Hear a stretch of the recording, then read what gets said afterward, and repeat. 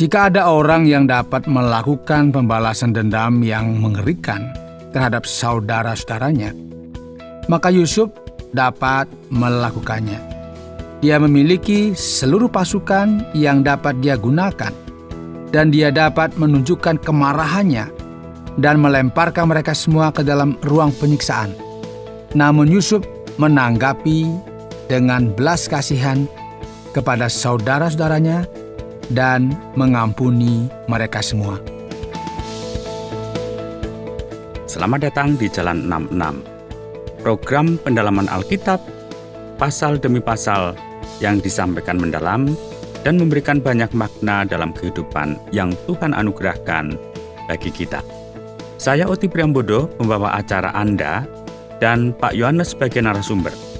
Saudara, inilah saatnya untuk merayakan sebuah tonggak sejarah karena kita telah sampai kepada pasal terakhir dalam kitab Kejadian. Dan di sini kita akan mempelajari beberapa pelajaran hidup di tengah-tengah dua pemakaman. Ketika satu generasi mati, generasi yang lain bangkit. Dan saatnya kita akan melihat pasal yang ke-50 kitab Kejadian yang disampaikan oleh Pak Yohanes dengan tema Berhentilah Mengeluh. Saudara yang dikasihi oleh Tuhan, kita bersyukur ya karena kita masih diberikan waktu untuk bersama-sama belajar kebenaran Alkitab, khususnya dari kitab Kejadian. Pada hari ini kita melihat pasal 50 merupakan pasal penutup dari kisah Yusuf. Mulai dari kematian ayahnya hingga kematian Yusuf sendiri. Kita tahu bahwa ada banyak kesedihan yang disampaikan, yang kita bisa lihat dari kehidupan Yusuf. Dia dibenci oleh saudaranya, dia dikhianati oleh saudara-saudaranya, tapi kita melihat bagaimana Tuhan mengubah semuanya, menjadikan Yusuf alat berkat yang luar biasa, bukan saja untuk saudaranya, tetapi juga untuk tanah Mesir. Kita tahu pelajarannya yang sangat luar biasa. Kita nggak boleh mengeluh tentang kesulitan kita ya, sampai kita melihat bagaimana Allah membalikkan keadaan kita. Karena itu, saudara yang siap belajar pada hari ini silahkan buka Alkitab. Kita akan belajar dari Kejadian pasal 50. Kita akan mulai dari ayat yang pertama. Lalu Yusuf merebahkan dirinya, mendekap muka ayahnya, serta menangisi dan mencium dia. Dan Yusuf memerintahkan kepada tabib-tabib, yaitu hamba-hambanya, untuk merempah-rempahi mayat ayahnya. Maka tabib-tabib itu merempah-rempahi mayat Israel. Hal itu memerlukan 40 hari lamanya, sebab demikianlah lamanya waktu yang diperlukan untuk merempah-rempahi, dan orang Mesir menangisi dia 70 hari lamanya. Mereka melakukan ini sesuai dengan budaya yang berlaku di Mesir kuno. Setelah lewat hari-hari penangisan itu, berkatalah Yusuf kepada seisi istana Firaun, "Jika kiranya aku mendapat kasih-Mu, katakanlah kepada Firaun, bahwa ayahku telah menyuruh aku bersumpah," katanya, "tidak lama lagi aku akan mati.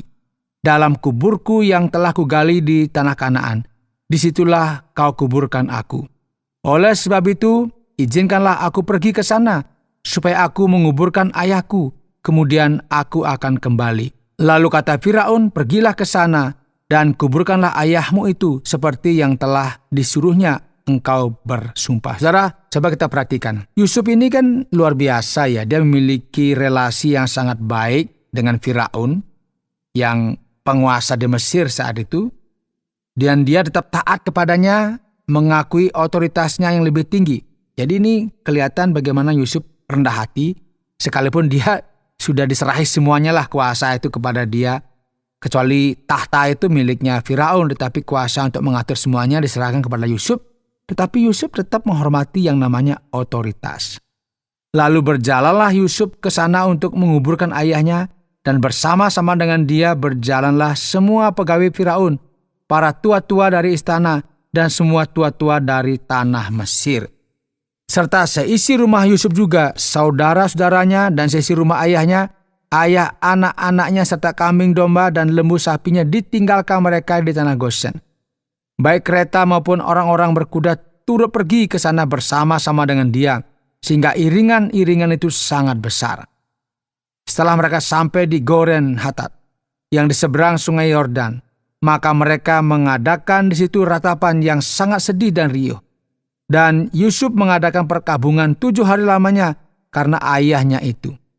Ketika penduduk negeri itu, orang-orang Kanaan melihat perkabungan di Goren Hatat itu, berkatalah mereka, inilah perkabungan orang Mesir yang amat riuh.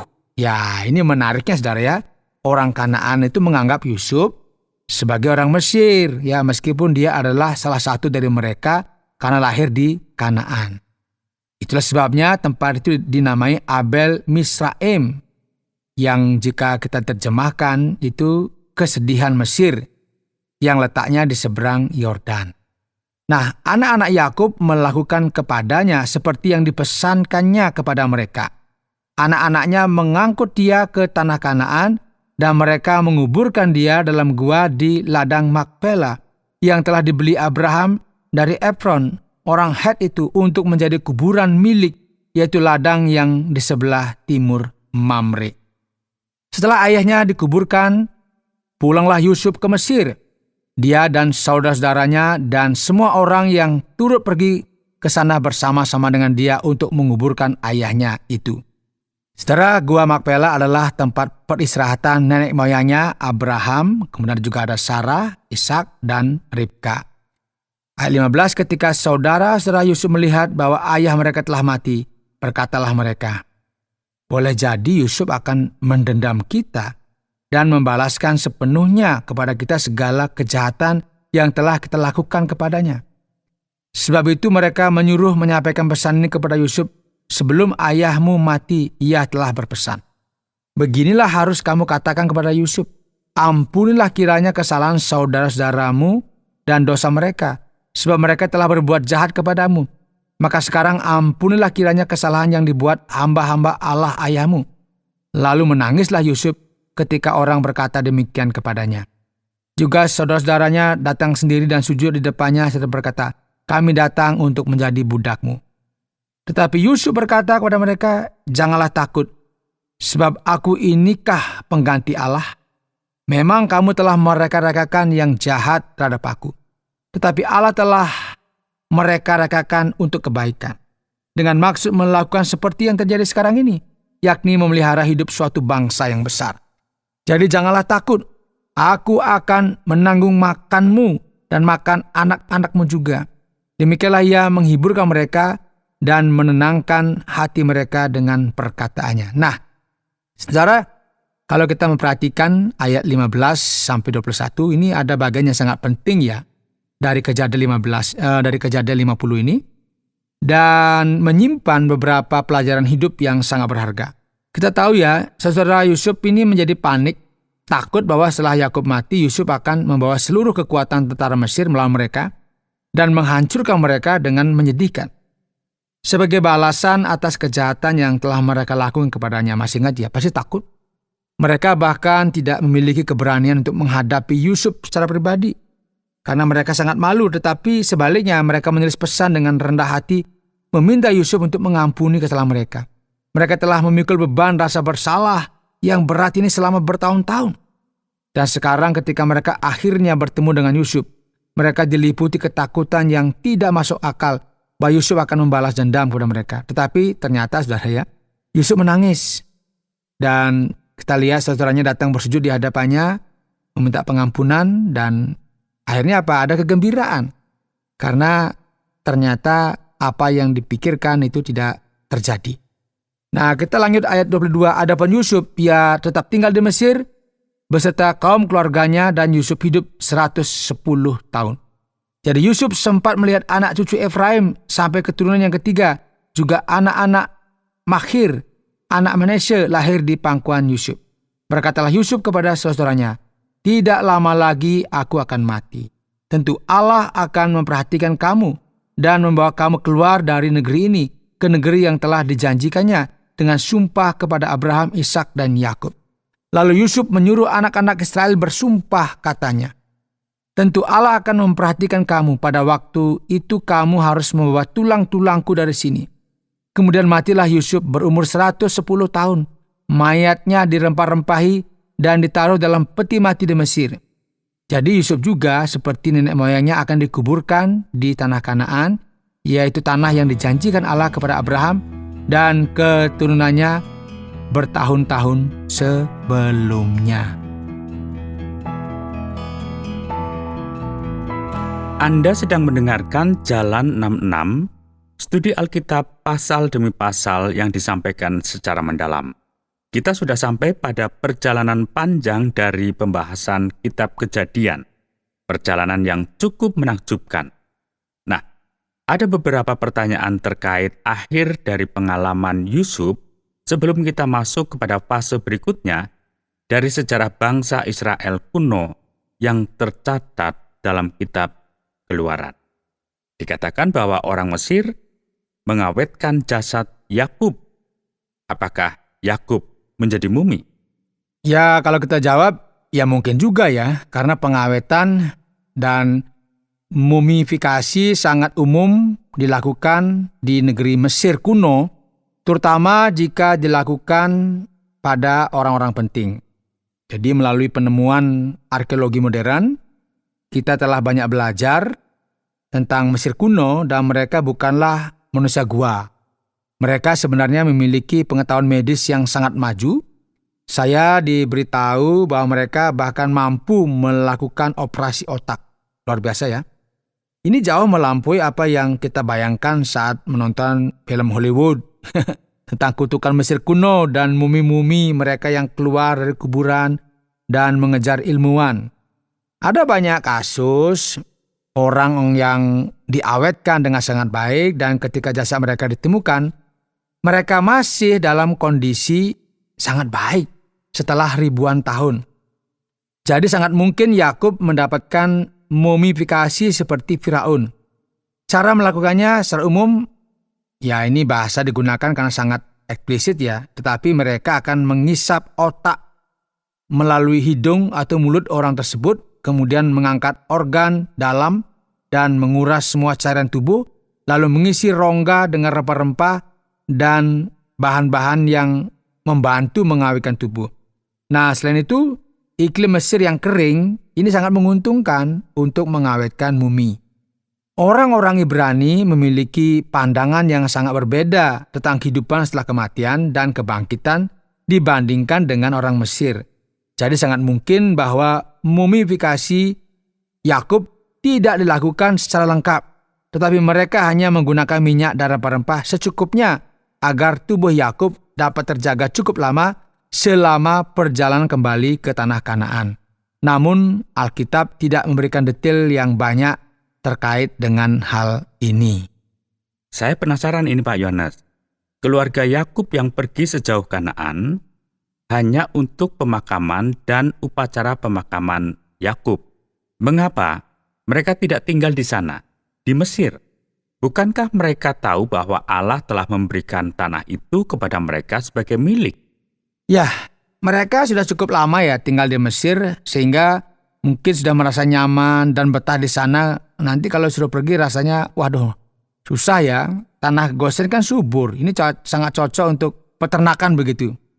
Dan keadaan mereka di Mesir tampak secara ekonomi menguntungkan. Jadi mereka mungkin berpikir lebih baik tinggal di Mesir yang mungkin dianggap sebagai rumah oleh anak-anak mereka.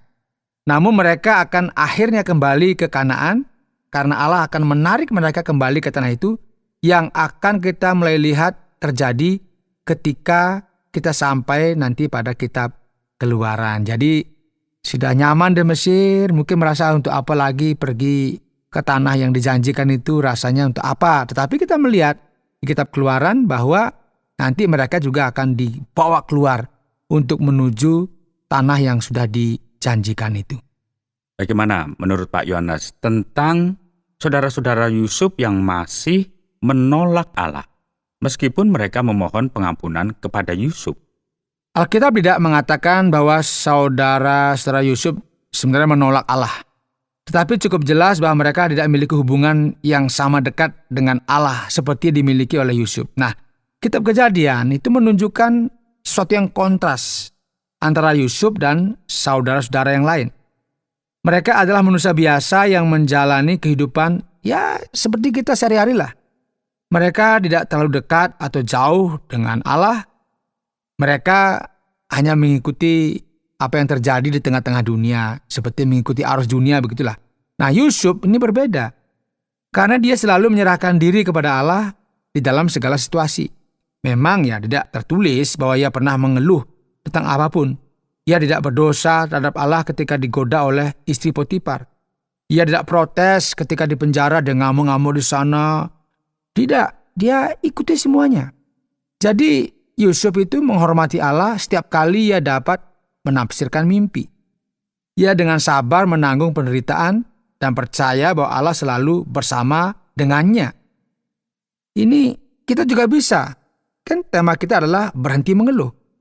Dan sebaliknya ya, kita harus bersabar dan melihat bagaimana Allah akan mengatur segala sesuatu untuk kita. Kita memperhatikan di sini Yusuf tumbuh dan belajar dari banyak pengalaman, ya yang boleh saya katakan pengalaman yang tidak menyenangkan begitulah. Dan akhirnya bersedia memaafkan saudara-saudaranya, yang merupakan hal yang tidak mudah dilakukan, kecuali bagi seseorang yang memang menjaga hubungan yang dekat dengan Allah. Jadi ini sesuatu yang tidak gampang dilakukan oleh Yusuf. Begitu dia menderita, begitu dia sulit, begitu dia sukar, dia diminta untuk mengampuni saudara-saudaranya. Dan terbukti dia bisa melakukannya. Kenapa? Memang dia menjaga hubungannya yang baik dengan Allah. Itu kuncinya. Berikut, masih berbicara soal pengampunan. Yesus memerintahkan kepada kita untuk mengampuni. Namun banyak dari kita masih kesulitan untuk melakukannya, bukan? Ya ini fakta ya, nggak gampang mengampuni. Yang mengejutkan di sini, pengampunan yang Yusuf berikan kepada saudaranya setelah mereka memperlakukan Yusuf dengan sangat-sangat tidak manusiawi ya. Ini pengampunan yang bersifat total, sempurna, nggak diungkit-ungkit, nggak ada sebut-sebut, nggak ada sindir-sindir. Selesai. Dia nggak menyimpan sedikit pun rasa dendam terhadap mereka. Dan ini nggak terjadi kan kalau kita membaca, nggak disimpan. Orang-orang berbicara tentang pengampunan dengan satu cara, tetapi melakukan hal yang lainnya. Saya mengampuni, tapi di sisi lain dia membicarakan di mana-mana yang nggak mengampuni. Sebagus dan seindah apapun seseorang kelihatannya, ketika mereka memegang kekuasaan, kita akan tahu apakah mereka benar-benar mengampuni orang-orang yang telah menyakiti mereka. Kenyataannya kan ketika orang itu dapat kuasa, kesempatan bagi mereka untuk balas dendam. Nah, jika ada orang yang bisa membalas dendam dengan kejam kepada saudara-saudaranya, ini bisa dilakukan oleh Yusuf sebenarnya, ya kan? Dia kan saat itu memiliki seluruh pasukan di bawah kendalinya. Dan dia bisa dengan sangat mudah memerintahkan agar masing-masing dari mereka dibuang ke ruang penyiksaan. Diikat tangannya, mata ditutup, ya terserahlah kan dia mungkin sangat jengkel dan emosi. Namun Yusuf merespon dengan belas kasihan terhadap saudara-saudaranya dan mengampuni mereka semua. Wow, ini sesuatu yang tidak mudah sebenarnya. Bahkan ketika dia menguji mereka, dia menunjukkan belas kasihan dengan mengembalikan uang mereka dan memberi mereka apa yang mereka butuhkan untuk bertahan hidup. Ya ada, katakanlah kebutuhan sehari-hari ya, saat itu diberikan semuanya. Dan inilah yang akan saya katakan kepada siapapun yang mengalami kesulitan untuk mengampuni orang lain. Ketidakmampuan untuk mengampuni dan kebencian adalah racun bagi tubuh dan jiwa Anda.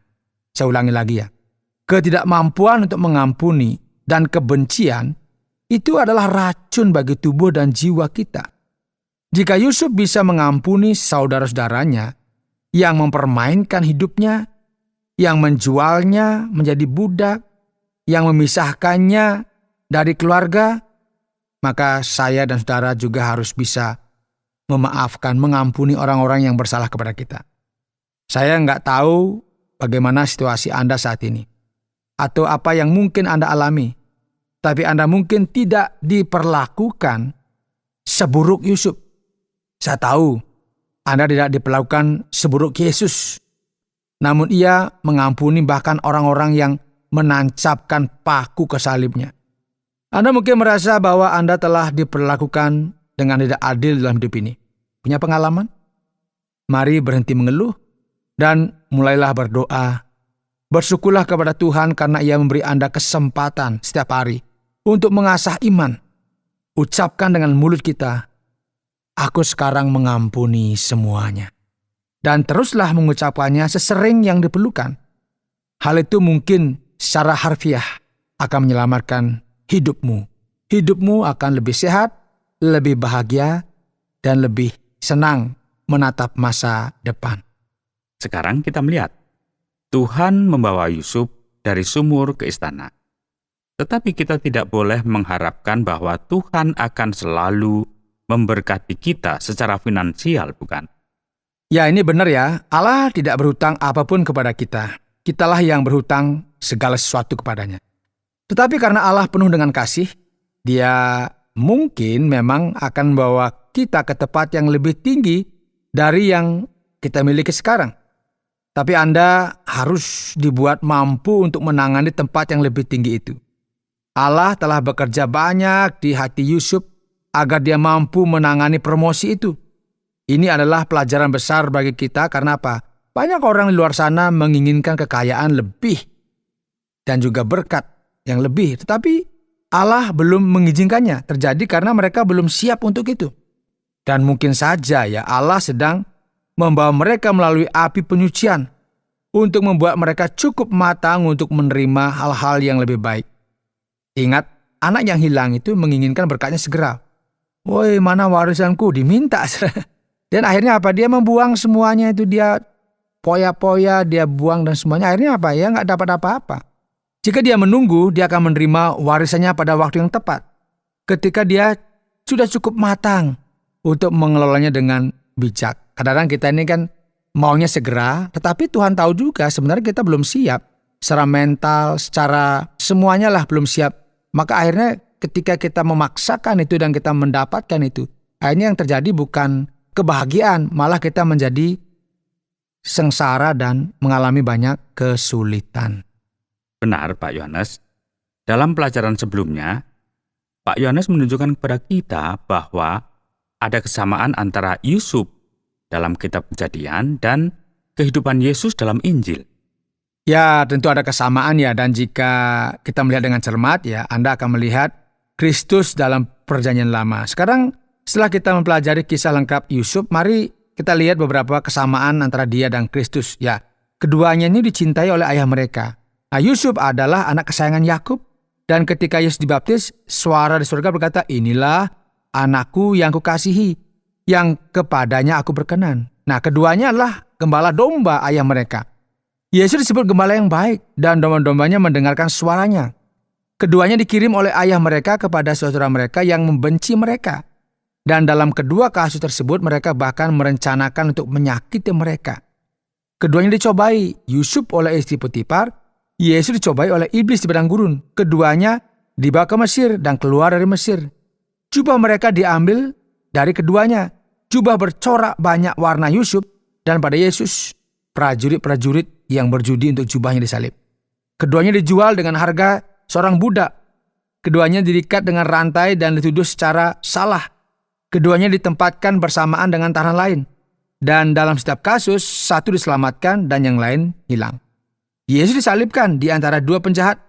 Satu memanggilnya Tuhan dan meminta untuk dimasukkan ke dalam kerajaannya. Dan kepada dia, Yesus berkata, "Hari ini engkau akan bersama dengan aku di sorga." Yang lain menolak dan bilang, Yusuf berada di penjara di antara juru minuman dan juru makanan. Satu dipulihkan ke posisinya, yang lain dieksekusi. Nah, baik Yesus maupun Yusuf berusia 30 tahun pada awal pengakuan publik mereka. Keduanya dipromosikan setelah hidup dalam penderitaan.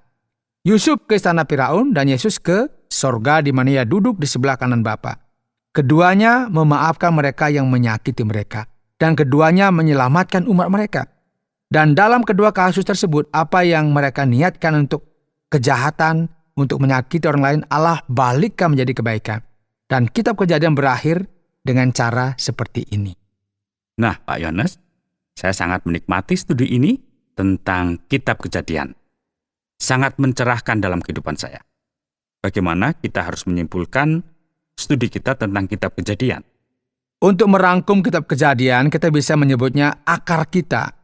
Di dalamnya kita mengetahui dari mana kita berasal, bagaimana dosa masuk ke dunia, hukuman banjir besar, dan bagaimana Nuh menyelamatkan dirinya dan 7 orang lain dalam keluarganya dengan membangun bahtera. Kemudian bagaimana bahasa-bahasa dan kelompok-kelompok bangsa mulai terbentuk, dan bagaimana Allah milih Abraham dari Ur di tanah Kasdim untuk pergi ke tanah perjanjian dan menjadi bangsa yang besar. Kemudian kehancuran Sodom dan Gomora, contoh hukuman Allah terhadap mereka yang mengabaikan hukum moralnya. Namun melalui Abraham datanglah asal mula harapan dan janji penebusan yang kemudian terpenuhi dalam Yesus Kristus. Keselamatannya menjangkau semua orang dimanapun. Sisanya dari kitab Kejadian adalah sejarah para leluhur orang Yahudi. Hingga ke Yusuf yang setelah menderita begitu banyak di tangan saudara-saudaranya yang kejam, dan Yusuf memaafkan mereka. Dan secara luar biasa kita melihat bahwa Yusuf dengan tegas berani berkata, "Memang kamu telah mereka-rekakan yang jahat terhadap aku, tetapi Allah telah mereka-rekakannya untuk kebaikan dengan maksud melakukan seperti yang terjadi sekarang ini, yakni memelihara hidup suatu bangsa."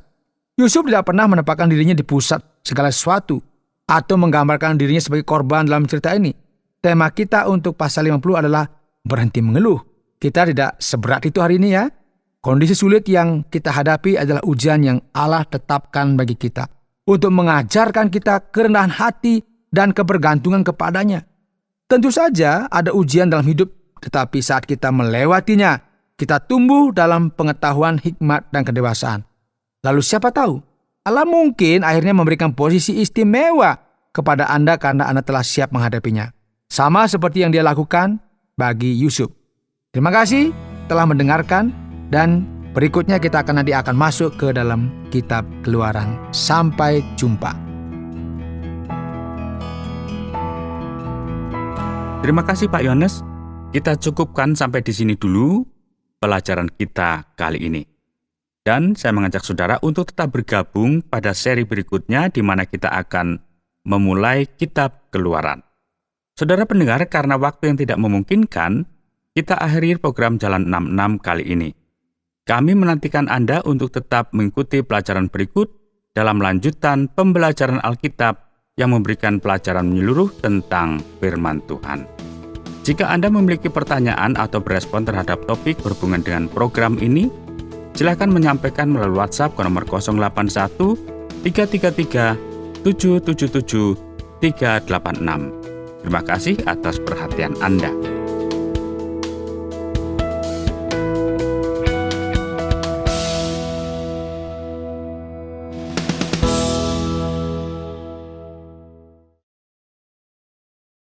Terima kasih Anda sudah mengikuti program kami. Jika Anda diberkati, jangan lupa like, komen, dan share supaya Anda tidak ketinggalan setiap program terbaru kami. Jangan lupa juga untuk subscribe channelnya dan nyalakan loncengnya. Jika Anda ingin mendukung pelayanan kami, bisa melalui rekening kami berikut ini atau menghubungi kami di sini.